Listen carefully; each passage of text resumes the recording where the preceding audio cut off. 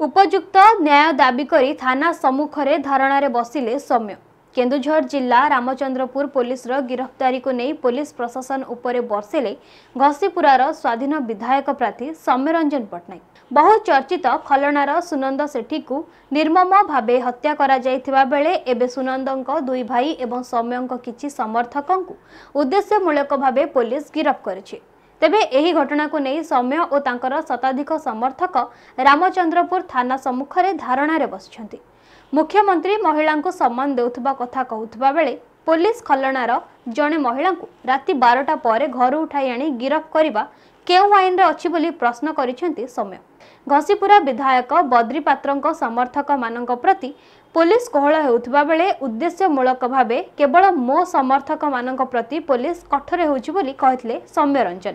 Police प्रशासन कहीं मो विरुद्ध रे लागिछि, मु तो स्वाधीन लढुछि, केउ दल विरुद्ध रे भी नुहे बोली से प्रश्न करथिले। ए नै पुलिस सह आलोचना करिबा परे पुलिस रो कार्यदक्षता उपरे भरोसा न पाइबारु सौम्य फेरी आसीथिले। रामचंद्रपुर थाना सम्मुखरे आमे जो सत्याग्रह करिछु तार एकमात्र कारण हला मु निर्वाचन रे भाग नेला दिन थारु गोटे संकल्प करिथिली। से संकल्प हला घसीपुरा निर्वाचन मंडली रे जेपरी हिंसाकांड गोटे नीतिदिनिया कथा हो जाइछि। राजनैतिक हिंसा सबुठारु बड़ उद्वेगर कारण होइछि। मु कौन करिथिली संकल्प नैथिली जे राजनीति रे हिंसार कौन स्थान नहीं, गणतंत्र रे एक प्रकार गुंडागिरी चलिब नहीं, से दूर करबा पई कठिन संकल्प नैथिली। एबे मु देखुची मु जो निर्वाचन लड़ुची से केवल गोटे विरोधी दल सहित लड़ू ना, गोटे दल सहित लड़ू ना, मु पूरा सरकारी कल विशेष भाव में पुलिस बल सहित मु लड़वा जाऊँगी बोली मोर मन है। किंतु पुलिस भाई मान को मुझे निवेदन करने को चाहे जे आम स्वाधीन भारत में पुलिस भाई मान को आम उपयुक्त सम्मान दबाइबा उचित बोली मु जड़े छोटिया राजनेता हिसाब से कहवा को चाहे। पुलिस भाई माने बुझा दरकार, पुलिस भाई माने बुझा दरकार जे सेमाने को दलर नुहंती, सेमाने समस्त सुरक्षा पाई अछंती। किंतु एई केते दिन भितरे मु जहा देखुची सते जेपरी सेमाने बीजेडी दलर किछि बच्छा बच्छा असामाजिक व्यक्ति एवं गुंडा श्रेणीर व्यक्ति मान सुरक्षा देवाई नियोजित होती। आम समस्त को लगुच आम पुलिस विरुद्ध निर्वाचन लड़ुले से बाछी बाछी आम लोक मान अरेस्ट करी राजनैतिक प्रक्रिया समय दूरे रखा चाहते विरुद्ध सेपटे कौन अभियोग नथिले भी से अभियुक्त होई हाईकोर्ट रु रहितादेश पाइथिले भी पुलिस से सब को कौन खातिर न करी हाईकोर्ट अवमानना करी आम लोक मान जेल पुरौची। बाध्य आम मैंने कोर्ट कचेरी दौड़ुचु।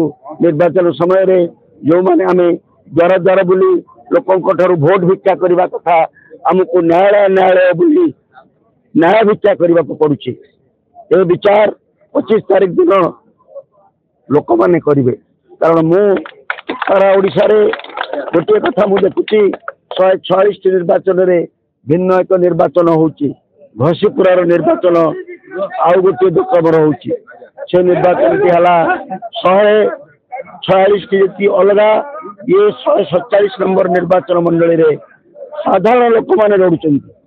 मु कौन दलर प्रतिनिधि नुहे, मो पाखे कौन बल नहीं, किंतु साधारण लोक माने घर बाहरी सत्याग्रह करी निजर शक्ति प्रदर्शन करुचंती। सत्यर जय हो बोली आत्मविश्वास होची। जो माँ मौसी मैंने आसी उपस्थित मध्यम यही कथाटी को आज सारा ओडिशा रे पता आपण मान मध्यम जे घसीपुरार विशेषकर हलना पंचायतर जो हत्याकांडर शिकार होता व्यक्ति माने परिवार माने समस्त एकाठी सत्याग्रह भाग नहीं। आम पुलिस भाई मान को पुरी थोड़े सचेतन कर दौचे। आम आपणकर भाई, आपण आमर भाई, किंतु आपण को समस्ते सुरक्षा देवाई समस्त सुरक्षा देवाई सामान चक्षुरे देखापी निजुक्ति दि जाइए। आपण आपण कर्तव्य करूँ आमे आपण कर्तव्य करूँ आमे कर्तव्य करूँ आम तरफ आपण को हैरान कला भाया कौन कार्य आम के करना करूँ आमे शांति को चाहूँ बोली आमको दुर्बल बोली भाव ना आम गुंडा बदमाशी करूना बोली भाव ना जे आम बाहुरे बल ना कि आम मन में बल ना आमर सब बल मनोबल परिवर्तन होती खूब शीघ्र 25 तारीख दिन ये मनोबल परीक्षा आपण मैंने पाइबे। पुलिस बल आमको केबे छोट करि पारिबो नाही दबई पारिबो नाही एई कथाटी आज रे सत्याग्रह रे सूचई देबा पई हम